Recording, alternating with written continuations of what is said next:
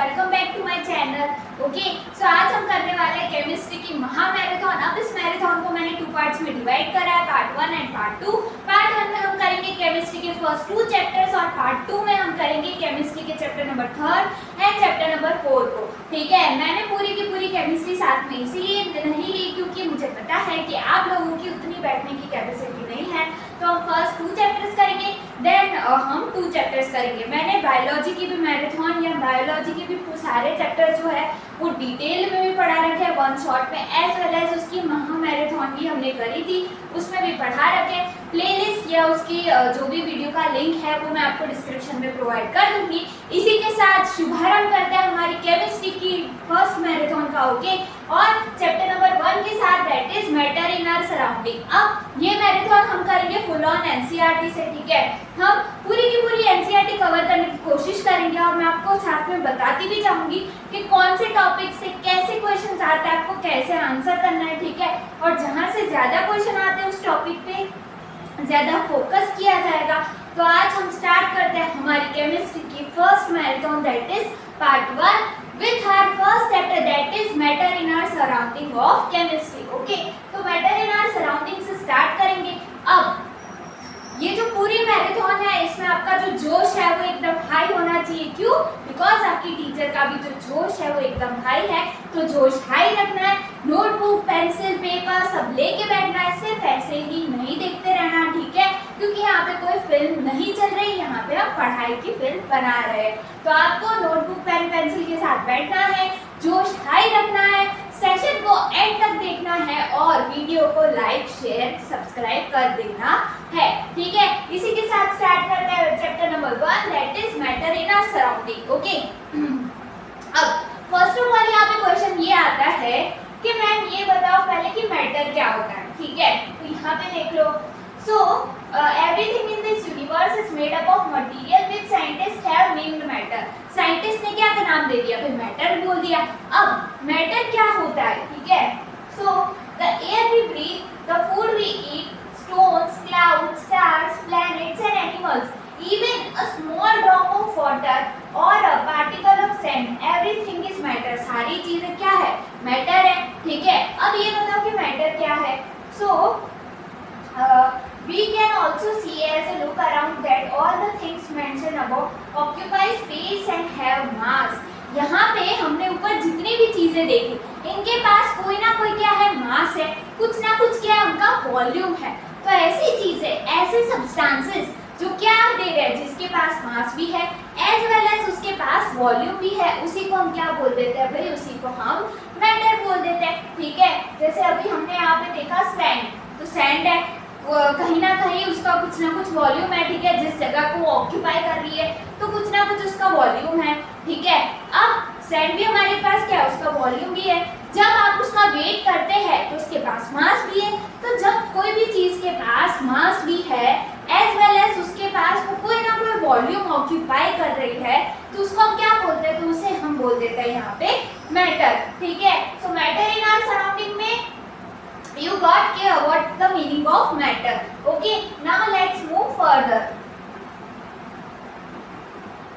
So यहाँ पे हमने देखा कि भाई मैटर क्या होता है। फिर हमारे पास आ जाता है फिजिकल नेचर ऑफ मैटर। ठीक है, इस चैप्टर में बेसिकली हम क्लासिफिकेशन देखेंगे, फिजिकल कुछ प्रॉपर्टीज देखेंगे। ठीक है, कि मैटर कितने स्टेट्स में एग्जिस्ट करते हैं, इनकी क्या क्या स्पेसिफिक प्रॉपर्टीज देखने को मिलती है।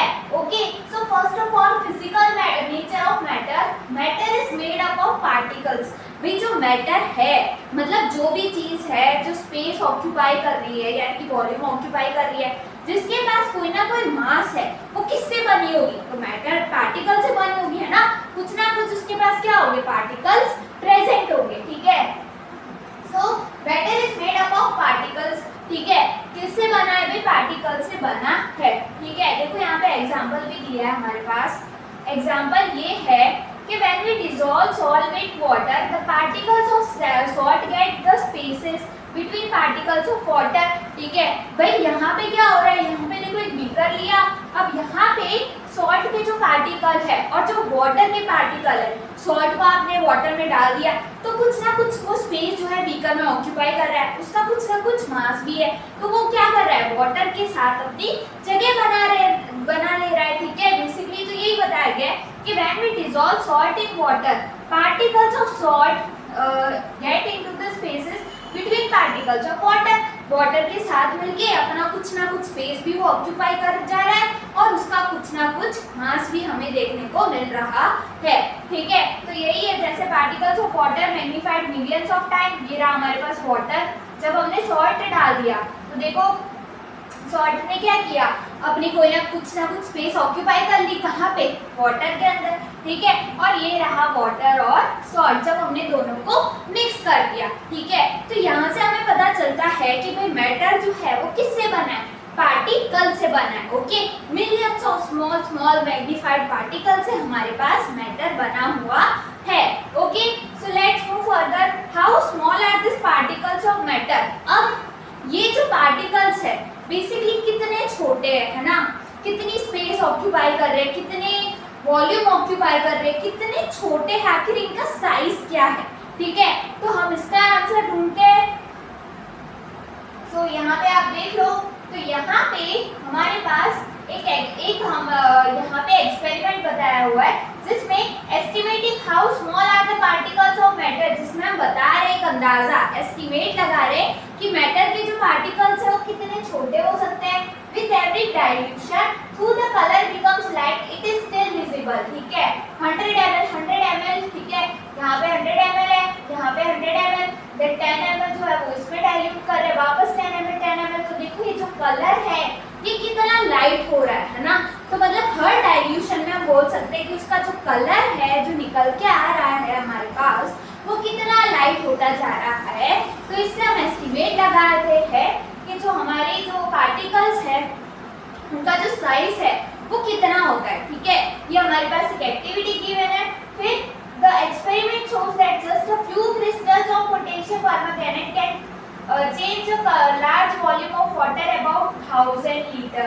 Okay, so we can conclude that there must be millions of tiny particles in just one crystal. ठीक है, इस एक्सपेरिमेंट से हम बोल सकते हैं कि भाई हमारे पास टाइनी पार्टिकल्स प्रेजेंट है। ठीक है, तभी तो हर 10 ml की डाइल्यूशन में क्या होता जा रहा है, कलर चेंज होता जा रहा है, लाइट होता जा रहा है। ठीक है, सो ये एक्टिविटी में हमें ये बताया गया है।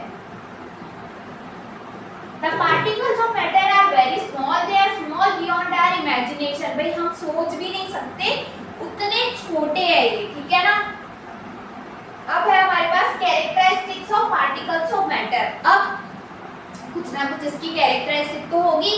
ठीक है, तो यहाँ पे उसी की बात की जा रही है। First of all particles of matter have space between them. भाई उनके बीच में क्या है ना, जगह है। ऐसा नहीं कि एकदम मतलब एकदम हौच पौच है, ठीक है, एकदम सब ऐसे एकदम मिक्स है, ऐसा नहीं है। उनके बीच में क्या है, स्पेस है। ठीक है, ये क्या होगी, ये उसकी कैरेक्टरिस्टिक हो गई। ठीक है, सो फर्स्ट हमने क्या देखा, particles of matter have space between them. ठीक है, अब सेकेंड है particles of matter are continuously moving. क्या कर रहे हैं, कंटिन्यूसली मूविंग कर रहे हैं। ठीक है, फिर हमारे पास यहाँ पे हमें दिया गया है particles of matter attract each other. क्या कर रहे हैं, एक दूसरे को अट्रैक्ट कर रहे हैं, ये भी उसकी कैरेक्टरिस्टिक्स है। ओके, जैसे यहाँ पे द अबव 3 एक्टिविटीज 1.6, 1.7 और जो 1.8 है ये हमें बता रही है क्या कि पार्टिकल्स ऑफ मैटर में क्या है, भाई उसके बीच में हमने पहला देखा कि भाई दोनों पार्टिकल्स के बीच में क्या है, स्पेस भी है, स्पेस बिटवीन देम। ठीक है, फिर हमने देखा कि उनके पास क्या है, force acting between them is also present. Okay, this force keeps the particles together. अब भाई फोर्स है तो उसका काम है कि हर पार्टिकल को एक दूसरे से कनेक्ट करके रखना, टुगेदर करके रखना। ठीक है, फिर है यहाँ पे the strength of this force attraction varies of one kind of matter to another. ये जो फोर्स है ये वेरी कर सकता है। ठीक है, according to state of matter. ठीक है, जैसे अगर मैं यहाँ पे देखूं तो स्टेट्स ऑफ मैटर में सबसे पहला आता है मेरे पास सॉलिड स्टेट। ठीक है, ये हमने कैरेक्टरिस्टिक देखी, क्या क्या थी हमारे पास कैरेक्टरिस्टिक थी, तो कैरेक्टरिस्टिक थी कि भाई they have space between them. Okay, फिर उनके पास क्या इंटरमॉलिक्यूलर फोर्स जो होता है वो प्रेजेंट होता है। क्यों? क्योंकि वो पार्टिकल्स को आपस में जोड़ के रखता है, ठीक है। और उनके पास क्या है, स्पेस भी प्रेजेंट है, ठीक है। अब यहाँ पे स्टेट्स ऑफ मैटर में फर्स्ट ऑफ ऑल हमें यहाँ पे दिया है कि हमारे जो मैटर है ना वो 3 स्टेट में एग्जिस्ट करते हैं। पहला सॉलिड, लिक्विड एंड गैस, ठीक है। ये 3 क्या है, स्टेट्स है जिसमें हमारे जो मैटर है बेसिकली वो एग्जिस्ट करते हैं, ठीक है। ये यहाँ पे बताया गया है। सबसे पहले हम देखेंगे सॉलिड स्टेट के बारे में, ठीक है। अब सॉलिड स्टेट में हमारे पास क्या है, तो सॉलिड स्टेट में अगर आप देखो, so we have is okay, एक एक्टिविटी दी है, यहाँ से इसको समझने की कोशिश करते हैं।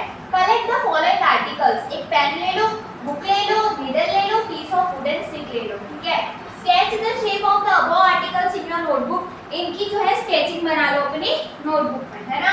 फिर यहाँ पे क्या बोला है, do all this have a definite shape, distinct boundaries and a fixed volume. क्या इन सबका एक डिस्टिंक्ट जो है ये फीचर होंगे, मतलब उसकी फिक्स्ड वॉल्यूम भी है, फिक्स्ड शेप भी है, ठीक है। ये सब क्या तुम्हें यहाँ पे देखने को मिलेगी। Are this capable of diffusing into each other, क्या ये डिफ्यूजन के केपेबल है, ठीक है, ये बोला गया है। तो यहाँ पे basically all the above examples of solids, ठीक है। पेंसिल हो गया, रबर हो गया, ठीक है। यहाँ पे नोटबुक इन सब की बात करी गई, ये सारे हमारे पास एग्जांपल आते हैं किसके, बेसिकली सॉलिड्स के। अब सॉलिड जो होता है, यहाँ पे जो सॉलिड्स के पार्टिकल अगर तुम देखो तो पहली कैरेक्टरिस्टिक थी क्या थी, कि इनके बीच में इंटरमॉलिक्यूलर स्पेस जो है वो हमें देखने को नहीं मिलती। किसमें, सॉलिड में। एकदम जो पार्टिकल्स होते हैं ना वो एक दूसरे से टाइटली पैक्ड होते हैं। कैसे होते हैं, एकदम टाइटली पैक्ड होते हैं, ठीक है। बिल्कुल भी स्पेस यहाँ पे बिटवीन द पार्टिकल्स देखने को हमें नहीं मिलती। इनका जो शेप है, जो वॉल्यूम है, ये कैसा रहता है, फिक्स रहता है, ठीक है। जैसे मेरे पास क्या है, ये पेन है, तो ये पेन का भी ये क्या है मेरे पास, सॉलिड है ना, इसका एक फिक्स्ड मेरे पास वॉल्यूम है, फिक्स शेप है, ठीक है। वैसे ही यहाँ पे चीजों की बात करेंगे, ये भाई एक नीडल हो गई, तुम्हारा पीस ऑफ वुडन स्टिक हो गया, तो इनके भी क्या है, स्पेसिफिक वॉल्यूम है हमारे पास, ठीक है, और स्पेसिफिक क्या है, उसका शेप है, ठीक है। तो ये क्या होती है हमारे पास, सॉलिड होता है, ठीक है। And it can't be diffuse, ठीक। So try compressing them by applying force, भाई फोर्स अगर तुम इस पे लगाओगे, ठीक है, तो ये क्या कंप्रेस हो रहा है या नहीं हो पा रहा। तो ऑब्वियस ही बात है, जब सॉलिड है हमारे पास, जो पार्टिकल्स है वो एक दूसरे से एकदम टाइटली पैक्ड है, इंटरमॉलिक्यूलर स्पेस प्रेजेंट नहीं है, तो आप फोर्स लगाओगे तो वो कंप्रेस नहीं होगा, ठीक है। Are you able to compress them, तो नो, हम उसको कंप्रेस नहीं कर सकते। क्यों? क्योंकि पार्टिकल जो है ना वो एक दूसरे से एकदम स्ट्रॉन्ग बॉन्ड बना के बैठे हुए हैं, ठीक है। एग्जांपल के लिए जैसे आप होते हो स्कूल में, ठीक है, जब हम स्कूल में जाते हैं तो हमारे पास बहुत सारे फ्रेंड्स होते हैं ना। अब हम सबको तो बेस्ट फ्रेंड नहीं बनाते, ठीक है। फ्रेंडशिप डे पे सबको तो ना बेस्ट फ्रेंड का आप दे देते हो फ्रेंडशिप पे, ठीक है, ऐसा तो नहीं होता। जिस कोई भी ऐसे फ्रेंड्स होते हैं, कोई 2 या 3 फ्रेंड्स जिससे आप बहुत ज्यादा बॉन्ड होते हो, बहुत ज्यादा बॉन्डेड होते हो, बहुत ज्यादा अटैच होते हो, है ना, वही क्या होता है, हमारे बेस्ट फ्रेंड होते हैं, ठीक है। वैसा ही इसमें ये, इसके भी जो पार्टिकल्स है ना वो एकदम स्ट्रांगली बॉन्डेड है, ठीक है। इंटरमॉलिक्यूलर स्पेस जो इसलिए बिल्कुल देखने को नहीं मिलता है, ठीक है। तो ये मैंने आपको फ्रेंडशिप के एग्जांपल से आपको इसको याद रखना है, इसकी कैरेक्टरिस्टिक, ओके, कि सॉलिड की क्या क्या कैरेक्टरिस्टिक देखने को मिलती है, ठीक। Now let's move further, okay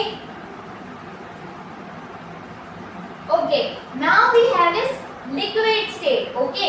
अब liquid state में हमारे पास क्या है, जैसे कुछ यहाँ पे जैसे हमें आइटम दी थी, ठीक है ना, हमें बोला था कि भाई पेन ले लो, पेंसिल ले लो, नोटबुक ले लो, क्या ये सॉलिड है या नहीं है, क्या ये कंप्रेस हो रहा है या नहीं हो पा रहा है, ठीक है। वैसे ही हमें लिक्विड में कुछ आइटमें दी है, जैसे वाटर हो गया, कुकिंग ऑयल हो गया, मिल्क जूस हो गया और कोल्ड ड्रिंक हो गई, ठीक है। ये सारी हमारे पास कैसी स्टेट में, तो ये सारी हमारे पास लिक्विड स्टेट में प्रेजेंट होती है, ठीक है। कंटेनर ऑफ डिफरेंट शेप, ठीक है, पर शेप अलग अलग है, जैसे कुकिंग ऑयल का, मिल्क, जूस और cold drink, okay. So put a 50 ml mark on this container using a measuring cylinder from the laboratory. What will happen if this liquids are split on the water? ठीक है भाई, अगर floor पे गिर जाएंगे तो क्या होगा, ये सारे लिक्विड्स, ठीक है। So यहाँ से हम इस एक्टिविटी से बेसिकली बता सकते हैं कि we observe that liquids have no fixed shape। भाई इनका जो शेप है ना ये फिक्स नहीं रहता। जैसे मेरे पास जूस की बोतल है, ठीक है, तो उसके अंदर क्या है, लिक्विड प्रेजेंट है। अब वो जब बॉटल के अंदर है तो उसका शेप कैसा है, अलग है, ठीक है। जब भी अब मैंने उसको फ्लोर पे गिरा दिया तो यहाँ पे क्या हो गया, उसका शेप चेंज हो गया, ओके। तो सेम यहाँ पे बोल रहा है, ठीक है, कोई कोल्ड ड्रिंक पी रहा है, ठीक है, कोई कोल्ड ड्रिंक पीते पीते जा रहा है, ठीक है। अब फ्लोर पे कुछ ऐसा था जिससे उसका पाँव फिसल गया, ठीक है। तो जब जो कोल्ड ड्रिंक थी जब वो कैन पे प्रेजेंट थी तो उसका शेप अलग था, है ना, कैन के अकॉर्डिंग था, ठीक है, मतलब कैन के अंदर है तो उसके अकॉर्डिंग था। अब जब वो कोल्ड ड्रिंक जो है वो फ्लोर पे गिर गई, ओके, तो उसका शेप क्या होगा, चेंज हो गया। तो इससे हमें ये पता चलता है कि जो लिक्विड है, यहाँ पे लिक्विड स्टेट में जो पार्टिकल्स का बेसिकली जो शेप है ये क्या हो जाता है, चेंज हो जाता है, ओके। सो ये हमें बता रहे हैं कि they do not have fix shape but have a fixed volume. Volume का जो है मतलब कैन के अंदर जितनी उसकी वॉल्यूम थी, नीचे अगर मैं उसको फ्लोर पे भी गिरा दूँ तो उसकी जो वॉल्यूम है, अगर मैंने पूरा गिराया तो उतनी रहेगी, हाफ गिराया तो भी सेम ही रहेगी। मतलब बेसिकली कैन के कंटेनर में जितना आता है तो उसकी जो वॉल्यूम है वो तो यहाँ पे क्या रह रही है, सेम रह रही है, बट सिर्फ उसका जो शेप है वो यहाँ पे फिक्स नहीं रह पा रहा है, ठीक है। तो ये हमने देखा, they take up the shape of the container in which they are kept. उसको आप जो भी कंटेनर में रखोगे वो उस कंटेनर का शेप ले लेगा, ठीक है। लेट्स सपोज मेरे पास एक कैन है, ठीक है, अगर मैंने कोल्ड ड्रिंक को उसके अंदर डाला तो वो उसका शेप ले लेगा। अगर मैंने वही चीज को सिंपल मेरे जो ग्लास बेसिकली ग्लास होता है, ठीक है, या कप होता है, अगर मैं उसमें डाल दूं तो वो उसका शेप ले लेगा, ठीक है। तो ये हमारे पास लिक्विड की कैरेक्टरिस्टिक हो गई। Liquids flow and change shape so they are not rigid but can be called fluid, ठीक है। अब हम इनको रिजिड नहीं बोल सकते है ना, रिजिड जो है वो हम इनको नहीं बोल सकते। रिजिड मतलब होता है हार्ड, ठीक है, hard surface which is called as rigid, but liquid को हम रिजिड नहीं बोल सकते, इसलिए हम लिक्विड को क्या बोलते हैं, फ्लूइड बोलते हैं। क्या बोलते हैं, फ्लूइड बोलते हैं, ओके। तो यहाँ पे ये सारी एक्टिविटीज बताई गई है। फिर हमें यहाँ पे दिखाया गया है all living creatures need to breathe for their survival. अब भाई अगर जिंदा रहना है तो क्या चाहिए, ऑक्सीजन चाहिए, O2 चाहिए, है ना। The aquatic animals can breathe under water due to presence of dissolved oxygen in water, ठीक है। हम क्या ले लेते हैं, ऑक्सीजन ले लेते हैं। अब ऐसे ऑर्गेनिज्म जो कहाँ रहते हैं, जो पानी में रहते हैं ना, समुद्र में रहते हैं बेसिकली, इनको ऑक्सीजन कहाँ से मिलती है, तो इनको ऑक्सीजन मिलती है वाटर के थ्रू, ठीक है। यहाँ की वो रिवर में है या सी में है, जहाँ पे भी है, उनके पास क्या है, वाटर में क्या है, ऑक्सीजन प्रेजेंट होता है, H2O, ठीक है। ऑक्सीजन प्रेजेंट है तो उसी के थ्रू क्या करते हैं, ब्रीथिंग करते हैं, ठीक है। Thus we will conclude that, इसलिए हम बता सकते हैं solid, liquid and gases can diffuse into liquid, okay. जो रेट ऑफ डिफ्यूजन होता है लिक्विड का is higher than that of solids, ठीक है। सॉलिड से कैसा रहता है, हाई रहता है, ठीक है। अब क्यों हाई रहता है, because this is due to the fact that in the liquid state particles move freely and have greater space between each other as compare to particles in the solid state, ठीक है। क्योंकि liquid में हमारे पास जो particles है वो एकदम tightly packed तो नहीं है ना, थोड़े से वो क्या होता है, पार्शियली फ्रीली होते हैं, ठीक है, फ्री होते हैं, ठीक है। और सॉलिड्स में एकदम वो रिजिड होता है, ठीक है, पार्टिकल्स एकदम क्लोजली पैक्ड रहते हैं, ठीक है। इसीलिए जो हमारे पास जो लिक्विड की जो डिफ्यूजन की टेंडेंसी होती है वो हायर होती है एज कंपेयर टू सॉलिड से, ठीक है। तो हमने दो स्टेट्स ऑफ मैटर देख ली, एक तो लिक्विड देख लिया और एक सॉलिड देख लिया, ठीक है। थर्ड आता है हमारे पास गैसियस स्टेट, ओके। अब गैसियस स्टेट में हमारे पास क्या है, have you ever observe a balloon seller filling a large number of balloons from a single cylinder of gas, ठीक है।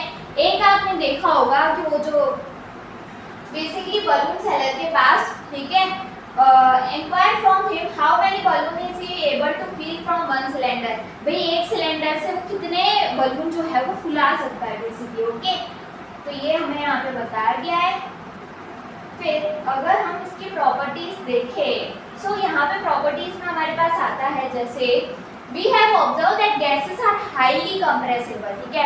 जो गैसेस होती है मेरे पास, हम उसको क्या कर सकते हैं, हाईली कंप्रेसिबल होती है, ठीक है, मतलब आप उसको कंप्रेस कर सकते हैं, ठीक है ना।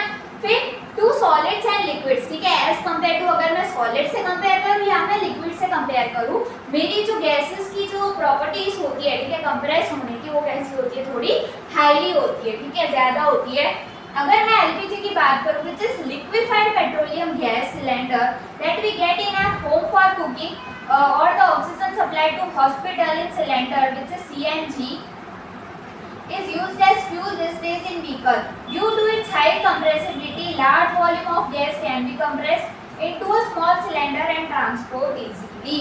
ठीक है, इसीलिए हम एलपीजी और सीएनजी वगैरह का यूज करते हैं। तो यहाँ से फुल फॉर्म आ सकती है, what is the full form of one marker में एलपीजी सीएनजी। ठीक है, तो आपको फुल फॉर्म याद रखनी है, LPG that is liquefied petroleum gas, CNG that is compressed natural gas. ठीक है, और तीनों जो हमारे स्टेट्स ऑफ मैटर हैं उनके भी आपको डिफरेंस, ठीक है, आ भी सकता है, नहीं भी आ सकता, बट आपको याद होना चाहिए। ठीक है, कि उनमें डिफरेंस क्या है सॉलिड्स में, लिक्विड्स में और गैस में। ठीक है, तो ये हमने यहाँ पे देख लिया। उसके बाद अगर हम आगे की बात करें, ठीक, so we come to know of what is being cooked in the kitchen without even entering there. ठीक है, भाई खाना क्या बन रहा है हमें पता चल जाता है ना। जैसे अगर घर में हमारे पास पाव भाजी बन रही है ना किचन में, और हम बैठे हैं स्टडी रूम में, तो हमें पढ़ते पढ़ते खुशबू आने लगती है कि हाँ भाई आज तो घर में पाव भाजी बनी है ना। तो उसी की बात करें तो particles of aroma of food mix with the particles of air. ठीक है, जो अरोमा यानी कि बेसिकली जो स्मेल होती है वो एयर के साथ मिक्स हो जाती है और इसीलिए हमें खुशबू आने लगती है ना। स्टडी रूम में पढ़ाई कर रहे हैं, मैथ्स कर रहे हैं, पर हाँ आज पाव भाजी पता नहीं कैसी बनी होगी, ठीक बनी होगी, अच्छी बनी होगी, नहीं अच्छी बनी होगी, है ना, तो पता चल जाता है। ये बताया गया in the gaseous state particles move about randomly at high speed. ठीक है, बिल्कुल फ्री स्टेट है, पार्टिकल्स जो है वो कहीं पे भी मूव कर सकते हैं ना, एक यहाँ पे, एक यहाँ पे, यहाँ पे, यहाँ पे। जैसे तुम स्कूल में जब तुम्हारा गेम्स पीरियड होता है तो जब मैम तुम्हें, जो कोच मैम है, अगर वो तुम्हें ग्राउंड में 200 मीटर के या तुम्हारा जो भी स्कूल का प्लेग्राउंड है वहाँ पे ले जाए और तुम्हें एकदम खुला छोड़ दे कि तुम्हें जो करना है वो करो, जो खेलना है वो खेलो, नहीं खेलना मत खेलो, बैठ जाओ, खेलना हो तो खेलो। ठीक है, तो तुम क्या करते हो, एक आधे इस तरफ आधे इस तरफ, है ना, टीम्स में डिवाइड हो जाते हैं, या तो फिर कुछ ये गेम खेलेंगे, कुछ अपने ग्रुप में दूसरी गेम खेलेंगे, कुछ दूसरा ग्रुप बनेगा, कुछ अलग गेम खेलेंगे, है ना। वैसे ही इसके पार्टिकल्स होते हैं। ठीक है, बिल्कुल एकदम फ्रीली सस्पेंडेड होते हैं। ठीक है, due to this random movement the particle hit each other and also the walls of the container. ठीक है, बिल्कुल फ्रीली सस्पेंडेड होता है। ठीक है, मतलब एकदम खुला छोड़ दिया हो ना, वैसे तुम्हारी तरह। The pressure exerted by the gas is because of the force exerted by gas particle per unit area on the walls of the container। ठीक है, जैसे देखो यहाँ पे A, B और C में हमें बताया गया है magnified schematic pictures of the three states of matter. The motion of particles can be seen as compared to the states of matter। ठीक है, जैसे हमारा सॉलिड है तो यहाँ पे पार्टिकल्स देखो एकदम क्या है, एकदम कंप्रेस्ड है ना, बिल्कुल तुम्हारे और तुम्हारी बेस्ट फ्रेंड के बॉन्ड की तरह। ठीक है, हमारी जो बेस्ट फ्रेंड होती है या तुम्हारे जो फैमिली में मम्मी होती है, फादर मदर फादर, जिससे भी आप ज़्यादा क्लोज होते हो, ठीक है, सिस्टर ब्रदर, तो एकदम कैसे एकदम टाइटली बॉन्डेड है। ठीक है, एकदम कंप्रेस्ड है। ठीक है, यहाँ पे और लिक्विड में देख लो तो लिक्विड में जो है ना वो पार्शियली मतलब ऐसे दूर दूर जा रहे हैं। ठीक है, अब गैस में तुम देखोगे तो एकदम ही मतलब रैंडम मूवमेंट हो रहे हैं, यहाँ है, यहाँ है, यहाँ है, यहाँ है। ठीक है, तो ये है हमारे पास। फिर हमारे पास यहाँ पे आता है, यस देखो यहाँ पे क्वेश्चन भी तुम्हें पूछा हुआ है। ओके, क्वेश्चन क्या है, गिव अ रीजन। रीजन में बेटा क्वेश्चन पूछ रहे, देख लो तो तुम्हें ये जो है सब लर्न करके रखना है। ठीक है, क्या मैटर चेंज इट्स स्टेट, क्या मैटर जो है वो अपनी स्टेट बदल सकता है। मतलब अगर मेरे पास कोई सब्सटेंस है, वो मेरे पास सॉलिड में है, अब मुझे उसको लिक्विड में कन्वर्ट नहीं करना, मुझे उसको डायरेक्ट गैस में कन्वर्ट करना है। ठीक है, तो क्या ये हो सकता है, ये हमें यहाँ पे क्वेश्चन पूछा हुआ है।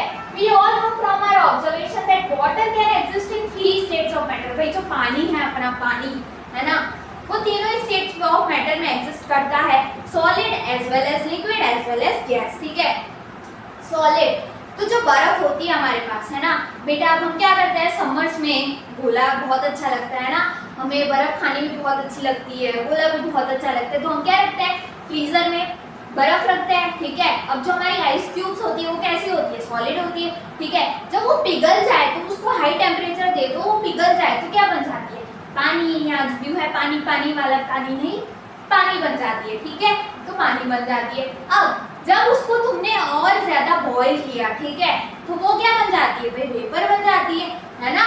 तो जो हमारा पानी है वो मैं कह सकती हूँ कि भाई तीनों स्टेट्स ऑफ मैटर में क्या करता है, एग्जिस्ट करता है ना। ब्लू है, पानी पानी भी हो रहा है, यहाँ पे बर्फ भी बन रही है और वो वेपर में भी कन्वर्ट हो रहा है, ठीक है। सो ये यहाँ पे मुझे देखने को मिल रहा है, ठीक है।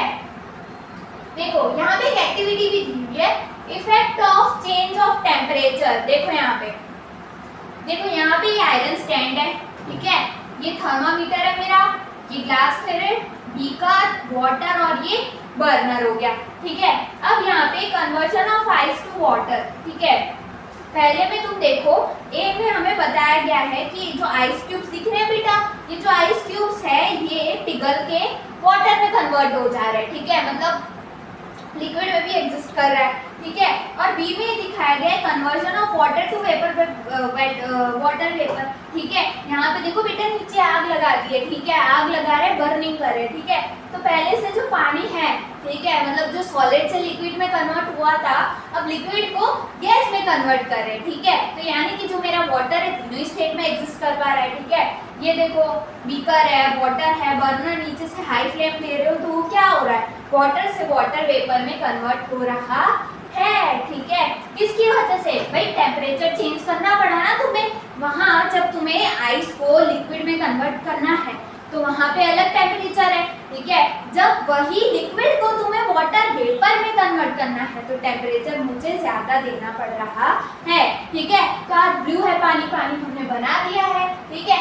अब यहाँ पे देखो, on increasing the temperature of solids, भाई आइस मेरी कैसी है, सॉलिड है, जब मैंने उसका टेम्परेचर इंक्रीज किया तो the kinetic energy of particle increases. भाई जब मैंने टेम्परेचर यहाँ पे सॉलिड का क्या किया, इंक्रीज किया, तो मैं बोल सकती थी भाई जो पार्टिकल्स की जो काइनेटिक एनर्जी थी, ठीक है, वो भी कैसी हो गई, यहाँ पे इंक्रीज हो गई। अब due to the increase its kinetic energy, जो particles start vibrating with greater speed, ठीक है, वो क्या होने लग गए, पार्टिकल्स वाइब्रेट होने लग गए, ठीक है। सो the energy supplied by heat overcomes the force of attraction between the particle leave their fixed position and start more freely, ठीक है, मतलब पार्टिकल्स ने जो अपनी फिक्स पोजीशन थी वो छोड़ दी, है ना।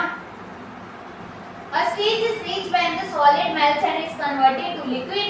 The minimum temperature at which a solid melts to become a liquid at the atmospheric pressure is called its melting point, ठीक है। वेरी इंपॉर्टेंट डेफिनेशन, ठीक है, कि मेल्टिंग पॉइंट क्या होता है। तो जब कोई भी लिक्विड को मिनिमम टेम्परेचर चाहिए, ओके, सॉलिड से लिक्विड में कोई भी हमारे पास सॉलिड है उसको जो तो मिनिमम टेम्परेचर दे रहे हो मेल्ट करने में टू बिकम अ लिक्विड, जिससे वो लिक्विड बन जाए, उसी को यहाँ पे क्या बोला है, मेल्टिंग पॉइंट बोला है, ठीक है। मेल्ट करना, पिघलाना, ठीक है। Melting point of solid is an indication of the strength of the force of attraction between its particles, ठीक है। भाई मतलब पार्टिकल्स के बीच में फोर्स कितना है वो भी हम बता सकते हैं, ठीक है। तो क्या देखा कि भाई जब मैं टेम्परेचर बढ़ा रही हूँ, काइनेटिक एनर्जी भी क्या हो रही है, इंक्रीज हो रही है, डिक्रीज हो रही है। तो तुम बोलोगे कि मैम काइनेटिक एनर्जी भी कैसी हो रही है, इंक्रीज हो रही है, किसके साथ, टेम्परेचर के साथ, ठीक है। ये है यहाँ पे।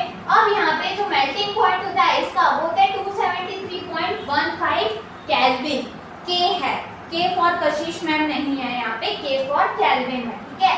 The process of melting that is change of solid state into a liquid state, भाई जब तुम सॉलिड से लिक्विड में कन्वर्ट कर रहे हो उस स्टेज को क्या बोलेंगे, भाई फ्यूजन बोलेंगे, क्या बोलेंगे, फ्यूजन बोलेंगे, ठीक है। When a solid melts, its temperature remains the same, temperature same रह रहा है। So where does the heat energy go? भाई जो heat energy है वो कहाँ चली जाएगी, है ना। ये हमें यहाँ पे क्वेश्चन जो है पूछा हुआ है, ठीक। फिर यहाँ पे देख लो, okay,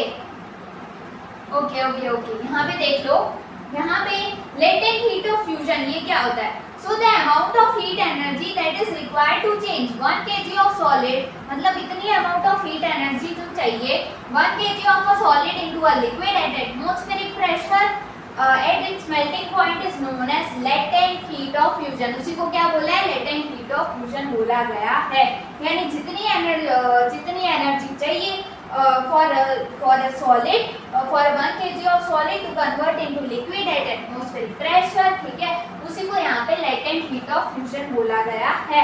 So this is very important guys, ठीक है, एग्जाम में आ सकता है, ये चीज जो है आपको याद रखनी होती है। Okay okay when we supply heat energy to water, जब मैं heat energy सप्लाई करती हूँ किसको, वाटर को, पानी को, है ना, particle start moving even faster. भाई जब हीट एनर्जी मैंने सप्लाई की तो जो वाटर के पार्टिकल है वो एकदम जल्दी जल्दी एकदम फास्ट मूविंग पार्टिकल की तरह क्या करेंगे, एक्ट करेंगे, ठीक है। यहाँ पे the temperature at which a liquid start boiling at the atmospheric pressure is known as its boiling point। क्या बोलते हैं भाई, boiling point बोलते हैं, ठीक है। अब कन्वर्जन देखो, कन्वर्जन का क्वेश्चन आ सकता है, 110% आ सकता है, तो यहाँ पे देख लो। ओके जैसे for water this temperature is 373, कैसे, क्योंकि 100 डिग्री सेल्सियस पे हमने यहाँ पे बोला कि जो टेम्परेचर चाहिए होता है, ठीक है, आइस को लिक्विड में, तो वो होता है दैट इज 273 प्लस 100, तो ये मेरा बन गया 373 के। ओके वैसे ही यहाँ पे देखो, तो यहाँ पे कन्वर्जन में अगर तुम्हें दिया हो डिग्री सेल्सियस में, तो तुम्हें क्या प्लस कर देना है, तुम्हें प्लस कर देना है 273.50 इंटू, अब वो जो टेम्परेचर कन्वर्ट हो गया वो किस में हुआ, डिग्री सेल्सियस में, केल्विन में, तो तुम बोलोगे ये हो गया केल्विन में। क्वेश्चन आ सकता है, प्लीज वेरी वेरी इंपॉर्टेंट, इसको देखो। Can you define the latent heat of vaporisation. अब लेटेंट हीट ऑफ फ्यूजन देखा, अब मैं ये भी बता दूं कि लेटेंट हीट ऑफ वेपराइजेशन यहाँ पे क्या होता है, ठीक है। तो यहाँ पे तुम देखो ये हमारा सॉलिड स्टेट है, ठीक है, जब मुझे इसको लिक्विड में कन्वर्ट करना था तो मैंने इसको क्या दिया, गर्मी दी, हीट दी, ठीक है। अब जब ये लिक्विड स्टेट से अब मुझे इसको गैसियस स्टेट में कन्वर्ट करना है, तो मैं क्या दूंगी, और हीट दूंगी उसको, ठीक है। अब मुझे पीछे से करना है, ठीक है, कि अगर मेरे पास गैसियस स्टेट है, कूल करो, लिक्विड स्टेट और कुल सॉलिड स्टेट, ठीक है, तो ये क्या conversion, this is very very important guys, ये आपको याद रखना है। ओके तो ये चीजें जो है ये आपको याद रखनी है, कन्वर्जन जो है ये एग्जाम में आ सकता है, तो आपको ये बिल्कुल ये जो चीज है ये यहाँ पे याद रखनी है, ठीक है। अब यहाँ पे अगर मैं देखूँ तो यहाँ पे क्या हो रहा है, some that change directly from solid state to gaseous state and vice versa without changing in its liquid state। भाई यहाँ पे स्टेट्स ऑफ मैटर में ऐसा भी हो जा रहा है कि कोई भी मेरे पास सब्सटेंस है, ठीक है, वो सॉलिड में है, वो सॉलिड में है और उसको कन्वर्ट होना था लिक्विड में, पर वो लिक्विड को छोड़ के डायरेक्ट गैस में चेंज हो गया, ठीक है। अब ये तो मतलब अलग ही हो गया है ना, तो अब हम यहाँ पे ये देखेंगे, देखो ये एक्टिविटी में हमें ये बताया गया है, देखो क्या बताया गया है, ये बताया जैसे ये मेरे पास कॉटन प्लग है, ये मेरा इन्वर्टर फनल है, कैम्फर सॉलिडिफाइड है, ये इसके वेपर है, चाइना डिश है, बर्नर है, ठीक है। तो जब मैं इसको हीट दूंगी तो क्या बनेंगे, वेपर बनेंगे, ठीक है। तो अब यहाँ पे क्या हुआ, यहाँ पे ये सॉलिड था मेरे पास और लिक्विड में चेंज नहीं हुआ, डायरेक्ट वेपर बनने लग गया, मतलब गैस में चेंज हो गया, ठीक है। सो वैसे यहाँ पे इसको बोल देते sublimation of camphor. Okay, a change of state directly from solid to gas without change in to liquid state is called as sublimation. भाई सॉलिड से डायरेक्ट वो गैस में चेंज हो गया, लिक्विड में यहाँ पे चेंज नहीं हुआ, ठीक है।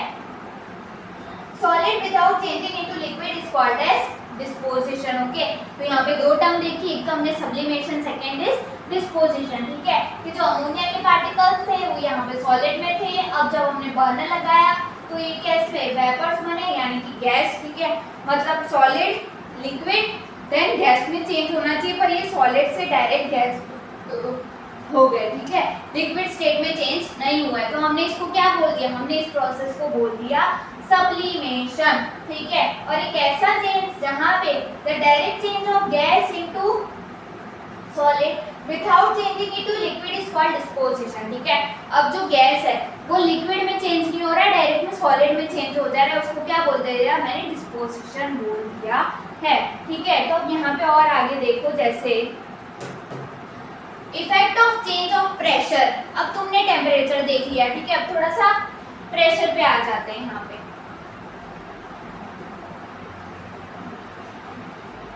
देखो बेटा, प्रेशर का क्या चेंज है, ठीक है। So by applying pressure particles of matter can be brought close together, ठीक है। जैसे यहाँ पे देखो, यहाँ पे एकदम क्लोज है ना, पार्टिकल्स एकदम बॉन्डेड है, ठीक है। पिस्टन है, ये मेरा सिलेंडर है। अब यहाँ पे देखो तो यहाँ पे थोड़ा सा जो है मतलब पार्शियल फ्री है यहाँ पे, और यहाँ पे तो एकदम ही फ्रीली हो गए भाई, एकदम ही फ्रीली हो गए पार्टिकल्स, ठीक है। सो यहाँ पे मुझे क्या पता चलता है कि applying pressure and reducing temperature, में प्रेशर अप्लाई करो, टेम्परेचर को रिड्यूस करो, कैन लिक्विफाई गैसेस, जैसे have you heard of solid carbon dioxide CO2, ठीक है, it is stored under high pressure, solid CO2 get converted directly into gaseous state और decrease of pressure to 1 atmospheric, ठीक है। देखो यहाँ पे हमें दिखाया गया है कि first we can say that pressure and temperature determine the state of substance, ठीक है, प्रेशर भी साथ साथ टेम्परेचर भी दोनों डिसाइड करते हैं कि जो अपना सब्सटेंस है वो कैसा होगा, सॉलिड होगा, लिक्विड होगा या तो फिर गैस होगा, ठीक है। देख लो कैसे, तो ये मेरा सॉलिड है, ठीक है, ये मेरा लिक्विड है, ये मेरा गैस है, ठीक। तो अब मुझे जाना है सॉलिड से लिक्विड, देन फ्यूजन, लिक्विड से गैस वेपराइजेशन, और गैस से सॉलिड डिस्पोजिशन, ओके, जो हमने अभी देखा। देन अब यहाँ पे तो यहाँ पे देख लो, गैस से अगर मैं जा रही सॉलिड में तो डिस्पोजिशन हो रहा है, ठीक है। सॉलिड से अगर मैं जा रही हूँ लिक्विड में तो ये हमने देख लिया, ठीक है। अब यहाँ पे जैसे मेरा यहाँ पे गैस टू सॉलिड है, ठीक है, तो यहाँ पे मेरे पास क्या हो रहा है, डिस्पोजिशन हो रहा है, ठीक है, सब्लिमेशन, फ्यूजन, वेपराइजेशन, कंडेंसेशन, ठीक है, जब गैस से लिक्विड, ठीक है। तो ये जो कन्वर्शन है ये इंटर कन्वर्शन है किसका, 3 स्टेट्स ऑफ मैटर का। तो ये जो कन्वर्शन है ये भी तुम्हें क्या रखना है, याद रखना है, बिकॉज एग्जाम में यहाँ से क्वेश्चन आता है। तो एक तुम्हें ये याद रखना है, एक तुम्हें कन्वर्शन ऑफ टेम्परेचर भी याद रखना है, दैट इज मतलब अगर तुम्हें कोई भी टेम्परेचर दिया है तो उसको डिग्री सेल्सियस से कैसे केल्विन में कन्वर्ट करना है, ओके। जैसे ये ना देखो, convert the following temperature to Celsius scale, ठीक है, यस। फिर आता है हमारे पास evaporation, okay, evaporation very very important topic, ठीक है, यहाँ से एग्जाम में क्वेश्चन आता है, तो थोड़ा सा अच्छे से इसको देखेंगे। तो यहाँ पे देख लो, अगर मैं इवोपरेशन देखूँ तो बेसिकली इवोपरेशन मेरे पास यहाँ पे क्या है, okay, so the phenomena of change of liquid into vapour, ठीक है, भाई लिक्विड से वेपर में चेंज हो जा रहा है, ठीक, एट एनी टेम्परेचर, कोई भी टेम्परेचर पे below its boiling point is called as evaporation, ठीक है, कोई भी टेम्परेचर आप दे रहे हो लिक्विड से वेपर में वो चेंज हो जा रहा है, उसको क्या बोल दिया यहाँ पे, इवोपरेशन बोल दिया, ठीक है। अब यहाँ पे factors affecting evaporation very very important है ना, एग्जाम में यहाँ से क्वेश्चन भी आता है, ओके। सो ब्रेक, बेटा ब्रेक अभी नहीं लेना है ना, ब्रेक जो है जब हमारा यहाँ पे ये चैप्टर कंप्लीट हो जाएगा, सेकेंड चैप्टर के स्टार्ट होने से पहले हम क्या लेंगे, अच्छा सा ब्रेक लेंगे, ओके। सो अभी ब्रेक नहीं चिल्लाना, हाफ ईयर पास है तो अच्छे से बैठ के पढ़ना है ना, और जोश जो है वो एकदम एंड तक तुम्हारा हाई रहना चाहिए, ठीक है। तो यहाँ पे देखो इसके फैक्टर्स, पहला फैक्टर है इंक्रीज ऑफ सरफेस एरिया, भाई सरफेस एरिया को बढ़ा दो, ठीक है। जैसे we know that evaporation is a surface phenomena, हमें पता है कि अगर तुम सरफेस एरिया जो इंक्रीज करोगे तो जो रेट ऑफ इवोपरेशन है वो भी क्या हो जाएगा, इंक्रीज हो जाएगा। तो पहला फैक्टर हुआ इवोपरेशन का surface area, very very important topic, यहाँ से क्वेश्चन आता है guys, please pay attention, okay. Second one is increase of temperature, भाई अगर तुमने टेम्परेचर बढ़ा दिया तो number of particles get enough kinetic energy उनको मिल जाएगी, ठीक है, वेपर स्टेट में, ठीक है। And third one is decrease in humidity, humidity का मतलब होता है मॉइस्चर इवोपरेट्स ऑन एयर, ठीक है, भाई जितना भी एयर के पास मॉइस्चर प्रेजेंट है उसको क्या बोला है यहाँ पे, ह्यूमिडिटी बोला है, ठीक है। तो ह्यूमिडिटी को क्या कर दो, डिक्रीज कर दो। और लास्ट फैक्टर है हमारे पास इंक्रीज इन विंड स्पीड, ठीक है, भाई जो हवा की स्पीड है उसको क्या कर देना है, बढ़ा देना है, ठीक है। तो ये सारे हमारे पास क्या थे, इवोपरेशन के फैक्टर्स, ठीक है। अब how does evaporation cause cooling, ठीक है, भाई इवोपरेशन का जो प्रोसेस है हमारा, तुम बोल रहे हो कि भाई लिक्विड का गैसेस में या वेपर में कन्वर्ट हो जाना, यही है मेरे पास इवोपरेशन, ठीक है। तो अब यहाँ पे ये बोल रहा है कि भाई कूलिंग कैसे कर रहा है ना, ठंडक कैसे दे रहा है, ये देखो यहाँ पे, तो यहाँ पे बेटा यहाँ से भी है ना तुम्हारे पास 2 मार्कर में या 3 मार्कर में वाई वाले क्वेश्चन आ सकते हैं, ठीक है, वाई वाले देखो What happens when you pour some acetone यानी nail polish remover on your palm? क्या लड़कियाँ लगाती है ना नेल पेंट, है ना? तो हम क्या करते हैं जब उसको रिमूव करना होता है नेल पेंट को, तो हम क्या अप्लाई करते हैं? एसीटोन, है ना? तो the particles gain energy from your palm or surrounding and evaporating, causing the palm to feel cool, है ना? ठंडा ठंडा लगता है ना, ठीक है? तो ये यहाँ पे बोल रहे हैं then after a hot sunny day people sprinkle water on the roof or open ground because the large latent heat of vaporization of water helps to cool the hot surface, है ना? बहुत ज़्यादा गर्मी है तो कुछ लोग क्या करते हैं, जो घरे बेसिकली जो घर होते हैं उनकी छतों पे जाके क्या करते हैं, वाटर को स्प्रिंकल करते हैं, जिससे क्या होता है हमारे पास लेटेंट हीट ऑफ वेपराइजेशन होता है, ठीक है? वहाँ पे हमें कूलिंग देखने को मिलती है और जो हमारे पास जो छत है बेसिकली वहाँ से थोड़ा सा इतनी ज़्यादा गर्मी नहीं होती है, ठीक है? कूल सरफेस रहता है, या तो फिर कहीं ग्राउंड हो गया, है ना? तो वहाँ पे क्या करते हैं, वाटर को स्प्रिंकल करते हैं, ठीक है? अब कुछ और एग्जांपल्स यहाँ पे दिए। Why should be where cotton clothes in summer? भाई गर्मियों के दिनों में आप कॉटन के कपड़े क्यों पहनते हैं? तो कॉटन के कपड़े जो है हम इसीलिए पहनते हैं ताकि उसमें अगर बेसिकली गर्मी है ना, बहुत ज़्यादा गर्मी है, अभी भी तुम देख पा रहे हो ना, पता नहीं कितनी ज़्यादा गर्मी है बाहर, अगर तुम देखो तो यहाँ पे हम बोलते हैं ना कि भाई कॉटन के कपड़े पहन के निकलो। कॉटन ही क्यों? तो भाई जो कॉटन होता है वो हमारा बहुत अच्छा अब्जॉर्वर होता है, ठीक है? तो वो हमारे क्या होता है, हमारी जो स्वेट है, हमारे जो बॉडी का पसीना है, उसको बहुत अच्छे से क्या कर देता है, अब्जॉर्ब कर देता है। जब वो अब्जॉर्ब हो जाता है तो हमें थोड़ा सा कूलनेस फीलिंग होने लगती है ना। तो ये भी क्या हुआ, एक तरह से हमारे पास इवैपोरेशन का प्रोसेस ही हुआ ना, कि जो हमारा पसीना है वो तो हमारे लिक्विड के फॉर्म में होता है, और हमने बोला लिक्विड से गैसियस यानी कि जो स्वेट है कपड़ों में एज इट इज तो नहीं रह रहा, ठीक है? तो फिर अब वो क्या हो रहा है, वो हमें कूलिंग इफेक्ट भी यहाँ पे दे रहा है। तो वही समझाया हुआ है, ठीक है? Because of the mechanism of our body which keep us cool, ठीक है? क्या दे रहा है भाई, ठंडक दे रहा है ना? अब why do we see water droplets on the outer surface of a glass containing ice cooled water? भाई कोई भी अगर मेरे पास कंटेनर है उसमें अगर बहुत ठंडी ठंडी आइस है, बर्फ है, तो आप उसके जो वाटर के जो ग्लास है उसके सरफेस को देखेंगे, तो वहाँ पे मेरे पास क्या होती है, वाटर ड्रॉपलेट्स देखने को मिलती है। वो क्यों मिलती है? तो क्यों मिलती है? Due to the process of same evaporation, okay? जैसे let us take some ice cold water in a tumbler, ठीक है? बेसिकली कोई कंटेनर में आइस वाटर ले लो, soon we will water droplets on the outer surface of the tumbler. The water vapor present in air on coming in contact with a cold glass of water loses energy and get converted to liquid state, which we see as water droplets, ठीक है? तो evaporation की process की वजह से हमें वहाँ पे कंटेनर के जो हमारा भी जो भी कंटेनर है उसके सरफेस पे वाटर ड्रॉपलेट्स देखने को मिलती है, ठीक है? तो इस पैराग्राफ से तुम्हें वाई वाले क्वेश्चन पूछे जा सकते हैं, जैसे why does a desert cooler better on a hot dry day, ठीक है? क्यों बेटर होता है भाई आपका कूलर, ठीक है? Second, how does the water kept in an earthen pot become cool during summer? भाई मटका क्यों इतनी मतलब ठंडक देता है ना हमें समर में, यही, ठीक है? Why does our palm feel cold when we put some acetone or petrol or perfume on it, है ना? या जब नेल पॉलिश रिमूव करते हैं तो एसीटोन का यूज करते हैं, ठीक है? तो जब तुम उसको डालते हो तो क्यों इतना ठंडक फील होता है, ठीक है? तो ये what type of cloth should be wear in summer? भाई कॉटन क्लोथ्स, ठीक है? तो इस पैराग्राफ से बेसिकली इंपॉर्टेंट क्वेश्चन मतलब 2 या 3 मार्कर में वाई वाली, ठीक है? जो मैंने तुम्हें पूरे सारे पैराग्राफ पढ़ा दिए, एग्जाम्पल के साथ समझा भी दिए कि ऐसा क्यों हो रहा है, ठीक है?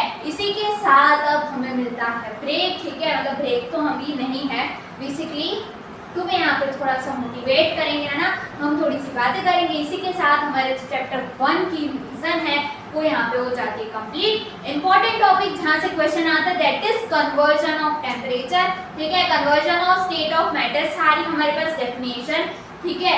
इवैपोरेशन के फैक्टर्स, पीछे के वाई वाले क्वेश्चंस, ठीक है?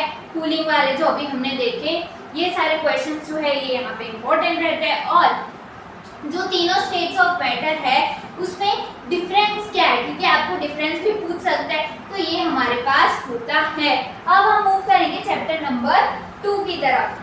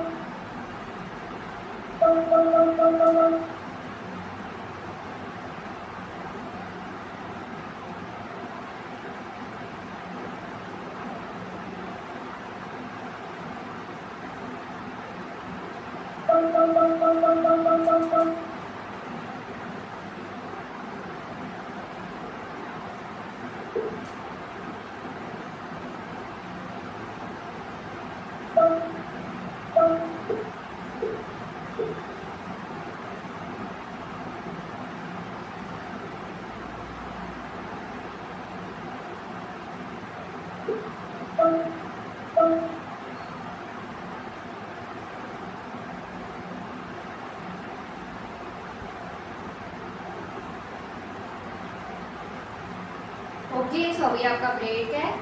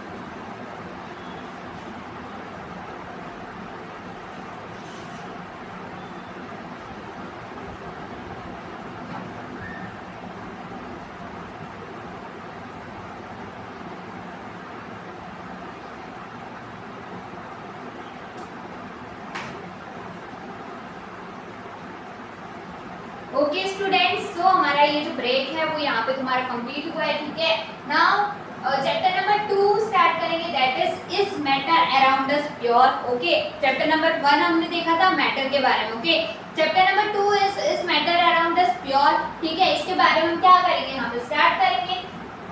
सो मैटर हमने क्या देखा था कि भाई जिसके पास मास भी है, जिसके पास वॉल्यूम भी है, उसको हम क्या बोलते हैं, मैटर बोलते हैं। ठीक है, तो अब हम यहाँ पे देखेंगे कि भाई जो हमारे पास आसपास जो मैटर है, जो चीजें है, क्या वो प्योर है या नहीं है। Okay, so let's move.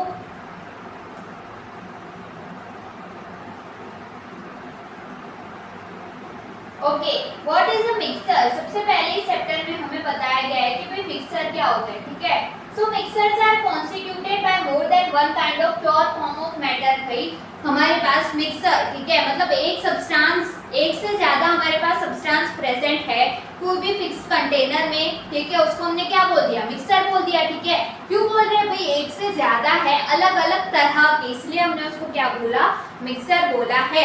ठीक है, लेट्स सपोज हम इसमें एग्जांपल दे देते हैं पोहा। ठीक है, जब हम बनाते हैं घर में नाश्ते में, ठीक है, जब मम्मी बनाती है पोहा, तो उसके अंदर क्या होता है भाई, पोहा भी होता है ना, उसके अंदर क्या है, पोटैटो भी हमारे पास प्रेजेंट होते हैं, अनियन भी होती है ना। तो ये सारे क्या है, बेसिकली सारे मिलके क्या बना रहे हैं, मिक्सर बना रहे हैं ना।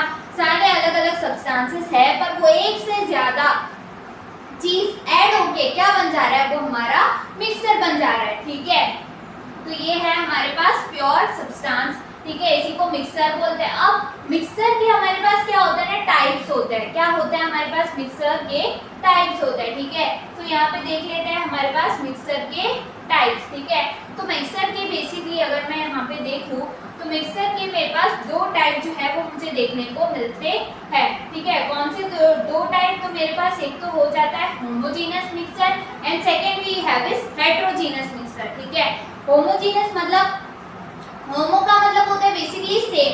ठीक है, जिसमें मेरे पास जो कंपोनेंट्स है वो कैसे सेम रह रहे हैं। हेटेरोजेनस मतलब मेरे पास कंपोनेंट्स जो है वो डिफरेंट हो जा रहे हैं, that is called as heterogeneous mixture. ठीक है, तो ये हमने देख लिया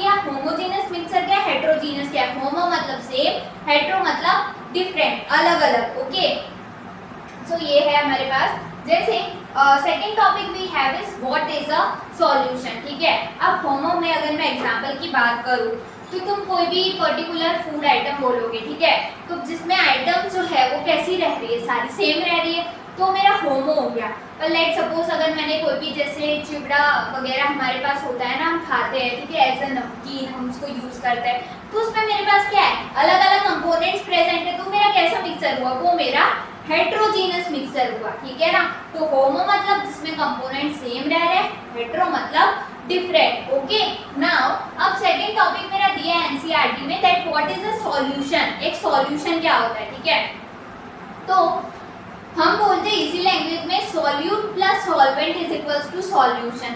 ठीक है, सॉल्यूशन मेरा क्या होता है कि भाई सॉल्यूशन अगर मेरा उसमें क्या है, सॉल्वेंट भी है और मेरा सॉल्यूट भी है, तो उसी को मैं यहाँ पे सॉल्यूशन बोल देती हूँ। जैसे for example, lemonade taste the same throughout, this show that the particle of sugar और salt are evenly distributed in the solution. ठीक है, जैसे देखो हमारे पास सॉल्यूशन में a solution has a solvent and a soluble as its component. ठीक है, सॉल्यूट और सॉल्वेंट दो सब्सटेंस से मिलके मेरा क्या बन जाता है, सॉल्यूशन बन जाता है। ठीक है, जैसे the component of the solution that dissolves the other component in it, usually the component present in larger amount. जो ज्यादा अमाउंट में प्रेजेंट है उसको मैंने बोल दिया सॉल्वेंट, जो मेरा कम क्वांटिटी में लेसर अमाउंट में प्रेजेंट है उसको मैंने बोल दिया सॉल्यूट। तो solute plus solvent is equals to मेरा क्या बना हुआ है, उससे सॉल्यूशन मेरा यहाँ पे बना हुआ है।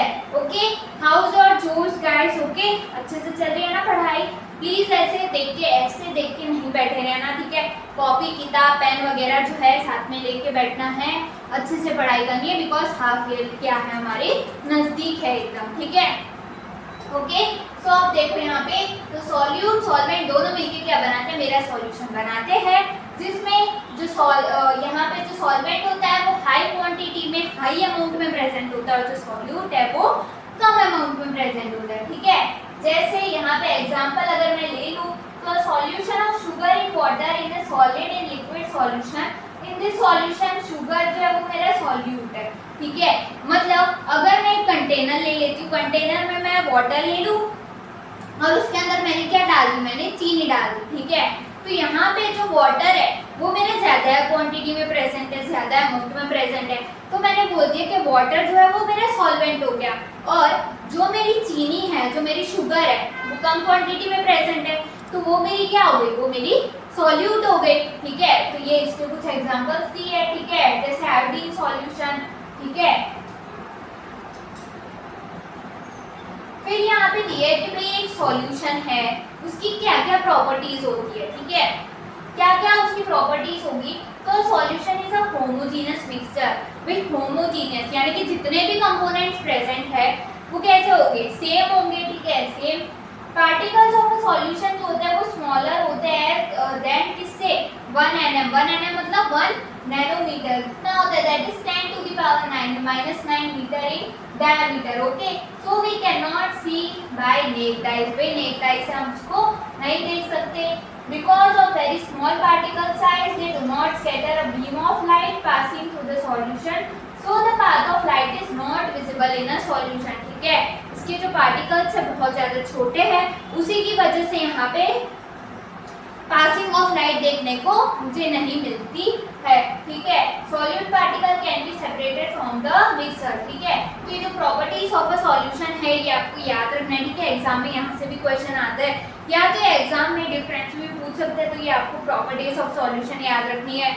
What is the difference between heterogeneous and homogeneous mixer? Okay, ये भी याद रखना होता है। सॉल्यूट क्या है, सॉल्वेंट क्या है, कौन ज्यादा क्वांटिटी में, कौन कम क्वांटिटी में, ये सारी चीजें आपको याद रखनी है। Okay, now concentration of solution. भाई कोई भी चीज है, कोई भी सॉल्यूशन है तुम्हारे पास, अब उसका कंसेंट्रेशन कैसा है बेसिकली।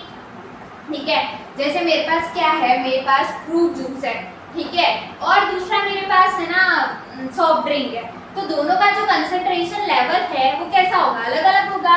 ठीक है, तो उसी को यहाँ पे क्या बोलते हैं, कंसेंट्रेशन ऑफ सॉल्यूट बोलते हैं।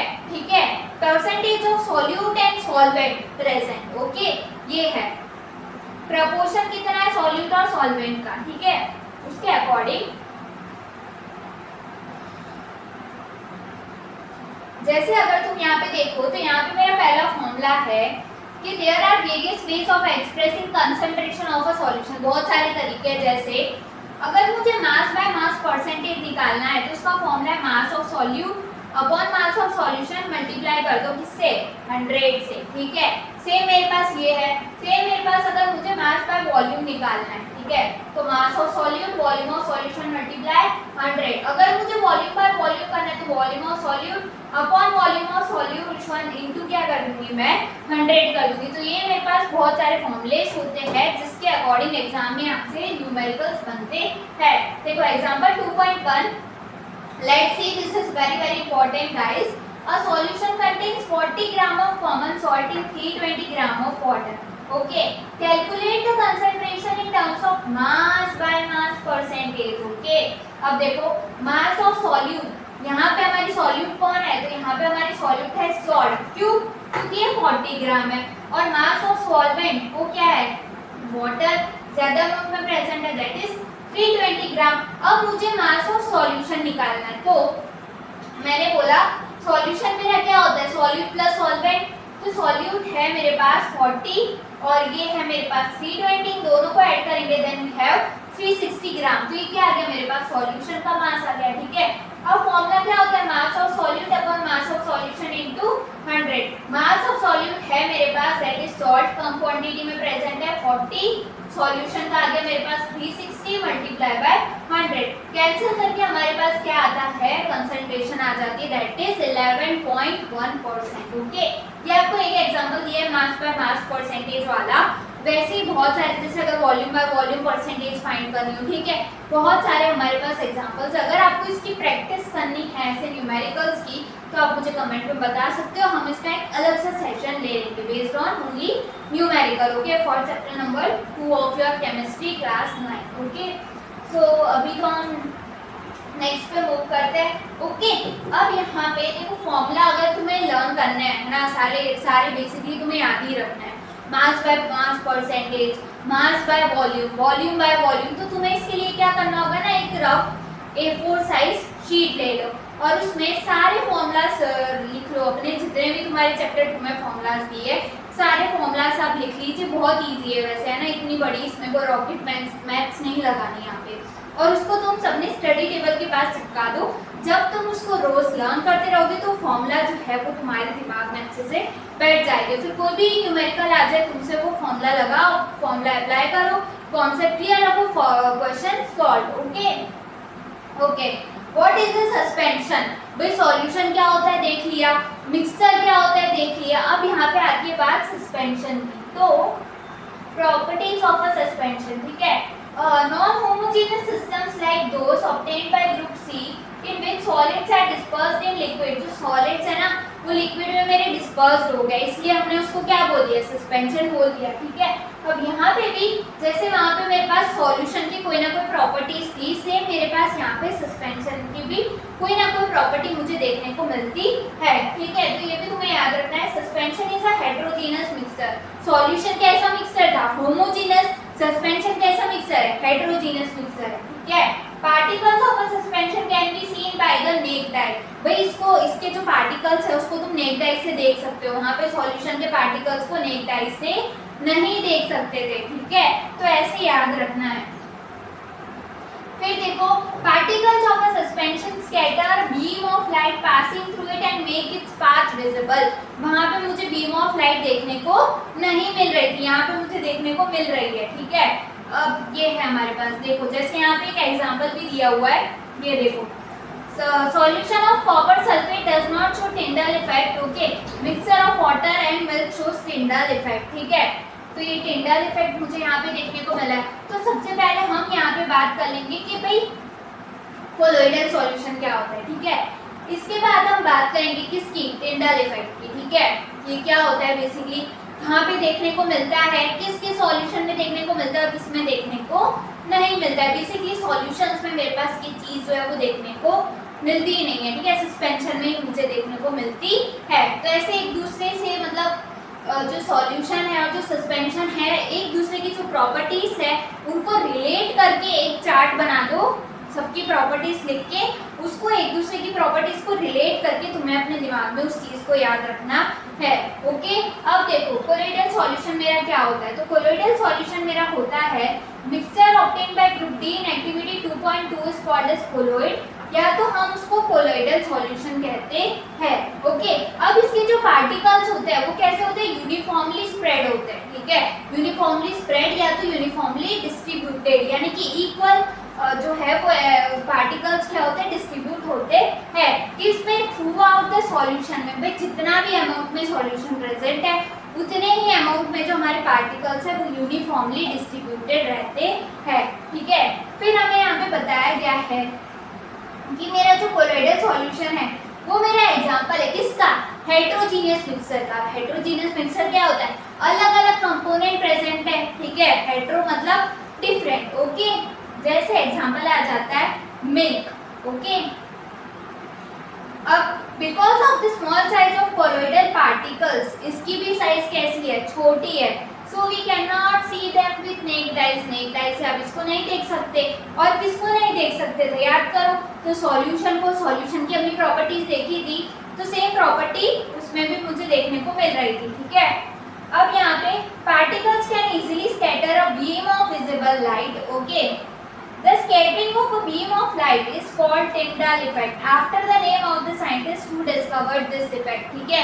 बेसिकली एक साइंटिस्ट ने इस फिनोमिना को डिस्कवर किया था, तो उन्हीं के नाम के अकॉर्डिंग इस प्रोसेस का, इस फिनोमिना का नाम रख दिया टिंडल इफेक्ट, ठीक है, स्कैटरिंग ऑफ लाइट, ठीक है।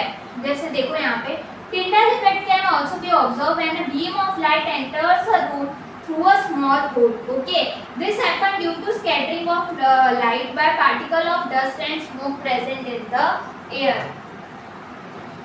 Okay, देखो जैसे solution of copper sulfate does not show Tyndall effect. Okay, mixture of water and milk shows Tyndall effect. यहाँ पे copper sulfate का मेरा solution है जिसमें मुझे टिंडल इफेक्ट देखने को नहीं मिला, जबकि मेरा जो मिक्सचर ऑफ वाटर और मिल्क है उसमें मुझे टिंडल इफेक्ट देखने को मिल गया। देखो path of light become visible, जिसमें स्कैटरिंग ऑफ लाइट अच्छे से हो रही है उसको क्या बोल दिया यहाँ पे, टिंडल इफेक्ट बोल दिया गया है, ठीक है। जैसे मेरा एक बहुत पुराना बंद कमरा है, ठीक है, अगर उसमें से मेरी छोटी सी खिड़की जो है अगर मैं खोल दूँ, सनलाइट है बेसिकली, अगर वो उस रूम में आए, ठीक है, या सन की रेज आए, तो वहाँ पे जो पार्टिकल्स ऑफ डस्ट है, जो पार्टिकल्स ऑफ जो बेसिकली है पार्टिकल्स ऑफ डस्ट वगैरह, वो मुझे स्कैटरिंग देखने को मिलती है ना, तो ये होता है मेरा टिंडल इफेक्ट, ठीक है। जैसे टिंडल इफेक्ट जो होता है वो मुझे डेंस फॉरेस्ट में, ठीक है, जो ट्रीज होते हैं उनके बीच में भी देखने को मिलता है, ठीक है। जैसे एकदम घने जंगल है, बेसिकली जो ट्रीज है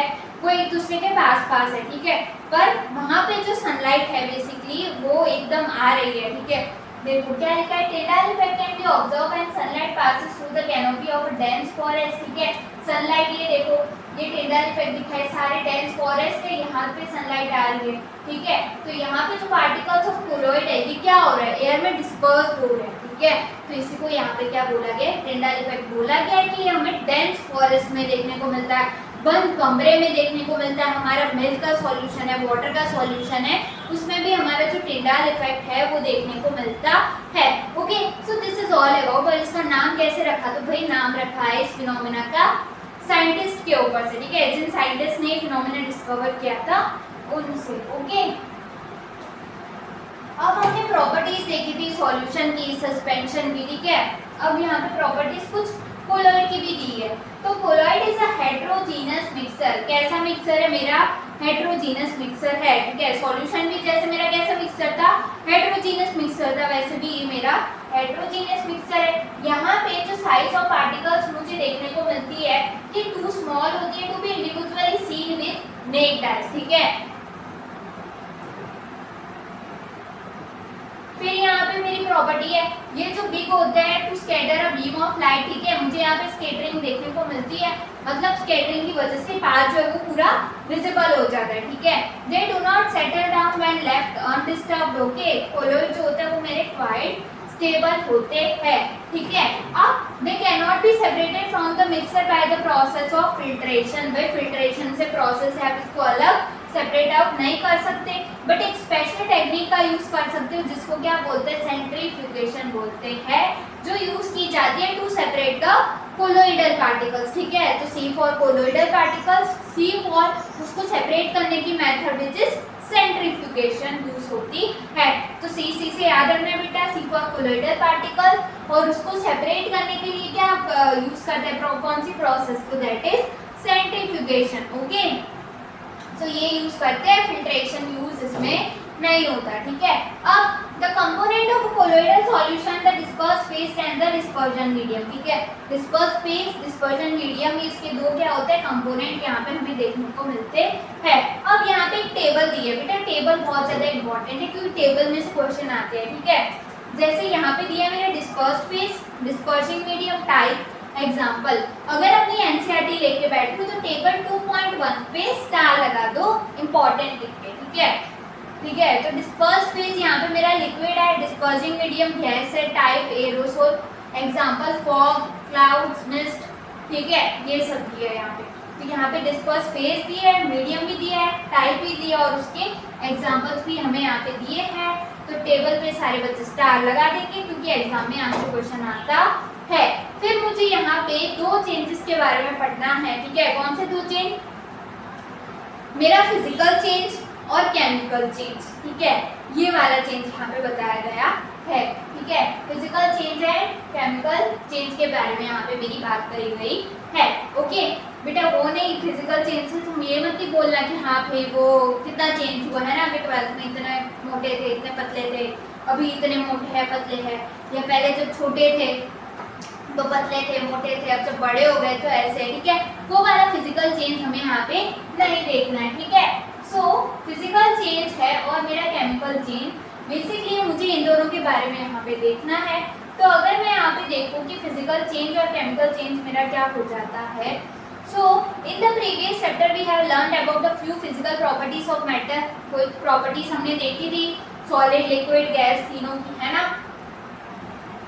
अब the properties that can be observe and specified, जैसे कलर हो गया बेटा, कोई भी चीज का कलर, हार्डनेस हो गई, वो चीज कितनी टफ है, कितनी हार्ड है, उसकी रिजिडिटी हो गई, उसकी फ्लूइडिटी हो गई, डेंसिटी हो गई। डेंसिटी क्या होती है, मास बाय वॉल्यूम, ठीक है।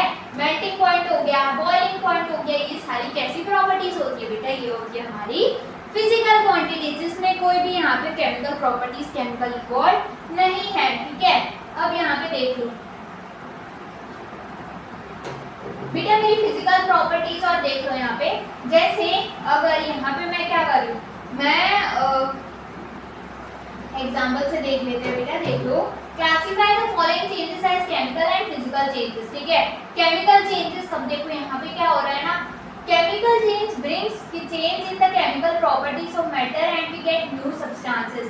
यहाँ पे मुझे कोई ना कोई न्यू सब्सटेंसेस मिल रहा है, जो मैटर की प्रॉपर्टीज है वो क्या हो रही है, केमिकल चेंज में चेंज हो रही है।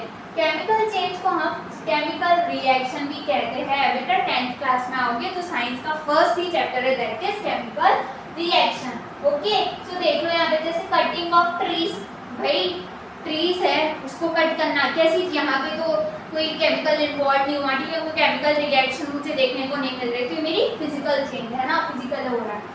Melting of butter in a pan, ठीक है, ये मेरा कैसा चेंज है। Rusting of almirah, boiling of water to form steam, ठीक है। तो केमिकल चेंज में मेरे पास क्या हो रहा है कि जो particles of properties of matter है उससे कोई न्यू सब्सटेंसेस बन जा रहा है, यहाँ पे केमिकल रिएक्शन जो है वो इन्वॉल्व होती है, जबकि फिजिकल चेंज में मेरा ऐसा नहीं होता है, ठीक है। सो ये हमने यहाँ पे देखा। अब what are the types of pure substances, ठीक है। अब हमारा chapter is matter around the pure, तो प्योर सब्सटेंस के भी कितने टाइप्स हो गए, ठीक है। तो प्योर सब्सटेंसेस जो है वो फर्स्ट है यहाँ पे हमारा एलिमेंट्स, ठीक है। तो यहाँ पे उसको क्लासिफाई किया on the basis of their chemical composition, कि उस चीज का केमिकल कंपोजिशन कैसा है, या वो एलिमेंट्स है या तो वो क्या है, या तो मेरे कंपाउंड्स है, ठीक है, या तो मतलब वो मेरे एलिमेंट्स होंगे या तो मेरे कंपाउंड्स होंगे, ठीक है, एलिमेंट्स। एलिमेंट्स का मतलब है यहाँ पे देखो, Robert Boyle was the first scientist to use the term element in 1661, ठीक है, साइंटिस्ट ने यूज की थी, ठीक है। Then we have elements can be normally divided into metals and non metals and metalloid, ठीक है, उसको भी तीन फॉर्म में डिवाइड किया है, metals, non metals and metalloid, ठीक है। अब मेटल्स की क्या होती है ना कुछ प्रॉपर्टीज होती है, उसके बेसिस पे हम क्लासिफाई करते हैं। जैसे दे हैव लस्टर, लस्टर का मतलब क्या होता है भाई, शाइन, है ना, कितनी शाइन है बेटा, वो वाली शाइन की बात नहीं हो रही कि हम बोलते हैं ना कि भाई हाँ आज सनशाइन कितनी अच्छी है, आज हमारे चेहरे की शाइन कितनी अच्छी है ना, हमारा चेहरा जो है वो शाइन कर रहा है या नहीं कर रहा, वो वाली शाइन की बात नहीं हो रही, यहाँ पे मेटल की शाइन की बात हो रही है, मतलब क्या वो लस्टर है या नहीं है, ठीक है, क्या वो सिल्वरली ग्रे और गोल्डन येलो कलर, ओके, क्या वो हीट और इलेक्ट्रिसिटी दोनों कंडक्ट कर पा रहा है या नहीं कर पा रहा, क्या वो डक्टाइल है, डक्टाइल का मतलब है जब मैं उसको ब्रेक करूं तो क्या वो can be drawn into wires, तो क्या वो थिन वायर्स में कन्वर्ट हो जा पा रहा है, क्या वो मिलिएबल है, यानी कि अगर मैं उसको हैमर्ड करूं तो क्या वो थिन शीट्स में कन्वर्ट हो जा रहा है, क्या वो सोनोरियस है, सोनोरियस का मतलब क्या वो साउंड प्रोड्यूस कर पा रहा है, ठीक है। तो ये हमारे पास क्या है, कुछ उसकी प्रॉपर्टीज है। जैसे एग्जांपल ऑफ मेटल, सारे मेटल्स आ जाते हैं बेटा हमारे पीरियोडिक टेबल में, जितनी भी मेटल्स है सारे इसके अंदर आ जाते हैं, ठीक है। जैसे हमारा लड़कियों को बहुत अच्छा लगने वाला गोल्ड ज्वेलरी बहुत अच्छी लगती है ना, तो फर्स्ट आ जाता है मेरे पास gold, silver, copper, iron, sodium, potassium, ठीक है, ये सारे मेरे मेटल्स हैं, ठीक है। अब मर्करी एक्सेप्शन है बेटा, केमिस्ट्री जो है वो एक्सेप्शन के बिना अधूरी है, तो यहाँ पे भी एक एक्सेप्शन है। Mercury is the only metal that is liquid at room temperature, mercury कैसा ही एक मेटल होता है जो कैसा होता है, लिक्विड फॉर्म में होता है एट रूम टेम्परेचर, ठीक है, कौन, मरकरी, जबकि वो क्या है, मेटल या नॉन मेटल, तो तुम बोलोगे कि भाई वो क्या है, मेटल है मेरा, ठीक है। अब जैसे हमने यहाँ पे मेटल्स की प्रॉपर्टीज देखी, सेम यहाँ पे मेरी नॉन मेटल की प्रॉपर्टी क्या है, they display a variety of colours, poor conductor of heat and electricity, भाई हीट और इलेक्ट्रिसिटी को कंडक्ट नहीं कर सकते, नॉन लस्ट्रस होते, जबकि ये कैसे होते हैं बेटा, लस्ट्रस होते हैं, शाइनी होते हैं, ठीक है, ये शाइनी नहीं होते। सोनोरियस मतलब ये साउंड भी प्रोड्यूस नहीं कर सकते, और ये मिलिएबल यानी कि थिन शीट्स में इसको आप हैमर भी नहीं कर सकते, ठीक है। तो एग्जांपल ऑफ नॉन मेटल जैसे हाइड्रोजन हो गया, ऑक्सीजन बेटा, आयोडीन, कार्बन, ब्रोमीन, ठीक है, ये सारी क्या होती है, ये मेरे नॉन मेटल्स होते हैं, ठीक है, जो क्या नहीं कर पा रहे भाई, साउंड प्रोड्यूस नहीं कर पा रहे, ठीक है।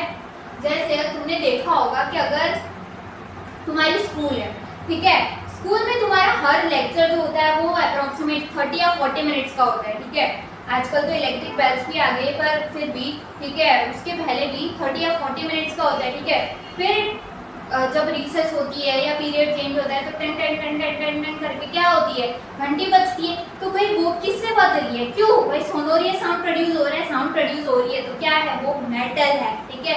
तो बेस्ट एग्जांपल क्या है, रिसेस की घंटी, ठीक है, वो तूने मारी घंटी आई वाला गाना नहीं, ठीक है, रिसेस की घंटी से हमारे मेटल को याद रखना है कि उसके पास ऐसी प्रॉपर्टी है कि क्या वो साउंड प्रोड्यूस कर सकता है, ठीक है। अब यहाँ पे कुछ एलिमेंट्स ऐसे भी होते हैं जो इंटरमीडिएट प्रॉपर्टी शो करते हैं बेटा, होते हैं ना कुछ लोग। यहाँ पे किसी एक इंसान ने दूसरे इंसान के बारे में बात की, तो उनके बीच में वो चुगली वाला इंसान होता है ना, वैसे यहाँ पे कुछ एलिमेंट्स होते हैं ना बेटा, वो भी यहाँ पे चुगली मतलब इंटरमीडिएट की तरह एक्ट कर रहे हैं, ठीक है। जैसे मतलब वो कुछ प्रॉपर्टीज मेटल्स की भी दिखाएंगे और वो कुछ प्रॉपर्टीज मुझे नॉन मेटल्स की भी दिखाएंगे, है ना। अब ऐसे इंसान को हम क्या बोलेंगे, तो इसलिए हम उनको यहाँ पे नाम देते हैं भाई मेटलॉइड, ठीक है। जैसे कौन कौन है, तो बोरॉन है, सिलिकॉन है, जर्मेनियम और एक्सेट्रा, ये सारे क्या है मेरे मेटलॉइड, ठीक है। तो ये हमने किसकी बात करी, ये हमने बात करी एलिमेंट्स की। यहाँ से क्वेश्चन आ सकते हैं, व्हाट इज द डिफरेंस या differentiate between metals and non metals, ठीक है। तो आपको आना चाहिए कि मेटल्स क्या होते हैं और नॉन मेटल्स क्या होते हैं, मैंने आपको अच्छे से समझाने की कोशिश की है, ठीक है। स्कूल की घंटी याद रखनी है बेटा, ठीक है। तो ये थे, अब हम आ जाते हैं यहाँ पे कंपाउंड्स पे, ठीक है। कंपाउंड्स क्या होते हैं, तो compound is a substance composed of 2 और मोर एलिमेंट्स, भाई 2 या 2 से ज्यादा एलिमेंट से जो चीज बनी है उसी को यहाँ पे कंपाउंड बोला है, जो केमिकली कंबाइंड होती है with another in a fixed proportion, ठीक है, दूसरे के साथ केमिकली क्या हो रही है, कंबाइंड हो रही है, पर कैसे, एकदम फिक्स्ड प्रोपोर्शन में, ठीक है, उसको क्या बोलते हैं, कंपाउंड यहाँ पे बोला गया है, ठीक है। हाँ अब देखो बेटा, ठीक है, ये बहुत इंपॉर्टेंट टेबल है। क्या बता है इसमें, difference between mixtures and compounds, ठीक है, कि मिक्सचर्स और कंपाउंड्स में डिफरेंस क्या है, ठीक है। तो यहाँ पे मेरा दिया है मिक्सचर, यहाँ पे मेरा दिया है कंपाउंड, बेटा इंपॉर्टेंट टेबल है, ठीक है। मिक्सचर तुम्हें अभी, एलिमेंट्स तुम्हें अभी पता है क्या, मिक्सचर अभी पता है क्या होता है, एलिमेंट्स और compound just mix together to form a mixture. भाई बहुत एलिमेंट्स या कंपाउंड दोनों मिक्स हो रहे हैं तो क्या बना रहे हैं, मिक्सचर बना रहे हैं, ठीक है। मिक्सचर की कैसी होती है, वेरिएबल कंपोजिशन होता है, वेरिएबल मतलब अलग अलग, फिक्स्ड कंपोजिशन नहीं है, ठीक है। Mixture show the property of constituent substances, they constituent can be separated by physical method, by physical method से आप उसको अलग कर सकते हैं। सेम कंपाउंड्स में elements react to form new compound, ठीक है, इनकी जो कंपोजिशन होती है वो फिक्स्ड होती है, ठीक है, जो न्यू सब्सटेंस की जो प्रॉपर्टी होती है वो टोटली डिफरेंट होती है, ठीक है, और इसको सेपरेट कर सकते हैं बाय इलेक्ट्रोकेमिकल रिएक्शंस। बेटा इंपॉर्टेंट टेबल एनसीईआरटी में मार्क कर लीजिए, ठीक है। फिर यहाँ पे बात करी गई है मेटल की, ठीक है, ये टेबल देख लो, मेटल में प्योर सब्सटेंस में कौन है मेरा, एलिमेंट्स, और मेरे कौन आ गए, कंपाउंड्स आ गए, ठीक है। ये मेरे फिक्स कंपोजिशन है, ये मेरे वेरिएबल कंपोजिशन में प्रेजेंट होते हैं, कौन, एलिमेंट्स। इसमें क्या क्या आता है भाई, मेरा copper, oxygen, iron, hydrogen, mercury etcetera, ये मेरे क्या है, एलिमेंट्स है, ठीक है।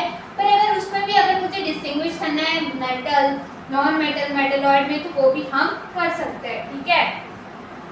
मिक्सचर्स में भाई कोई इनका यूनिफॉर्म कंपोजिशन नहीं है, ठीक है, homogeneous uniform composition, heterogeneous non uniform composition, ठीक है। इसका एग्जांपल शुगर इन वाटर, मैंने तुम्हें समझाया था, सॉल्ट इन वाटर, यहाँ पे sand and salt, sugar and salt, water in oil etcetera, ठीक है, ये सारा हमारा एग्जांपल्स थे। और ये डिफरेंस था हमारा between compounds and mixture, okay. Table 2.2 बेटा इसको इंपॉर्टेंट मार्क कर लेना, ठीक है, एग्जाम में क्वेश्चन आ सकता है, ठीक है। तो इस चैप्टर में हमने क्या क्या देखा, एक तो पहला वो जो न्यूमेरिकल दिया है तुम्हें सॉल्यूशन वाला, सॉल्यूट सॉल्वेंट का, that is very very important. Scattering of light जिसको हम टिंडाल इफेक्ट बोलते हैं, very very important. Difference between physical change, chemical change, very very important. Difference between metal and non metal, very important, okay. What do you mean by the term metalloid, क्या होती है, very very important, ठीक है, वो important है। ये table यहाँ पे इंपॉर्टेंट है। What is the difference between homogeneous and heterogeneous mixture, okay.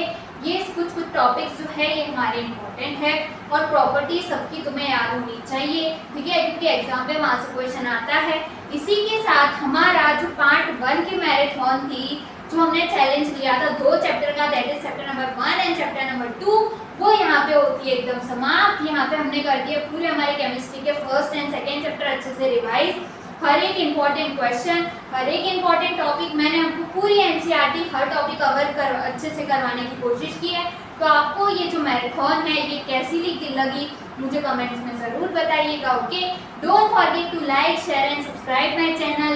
Never give up, study hard, work hard for those good results, okay.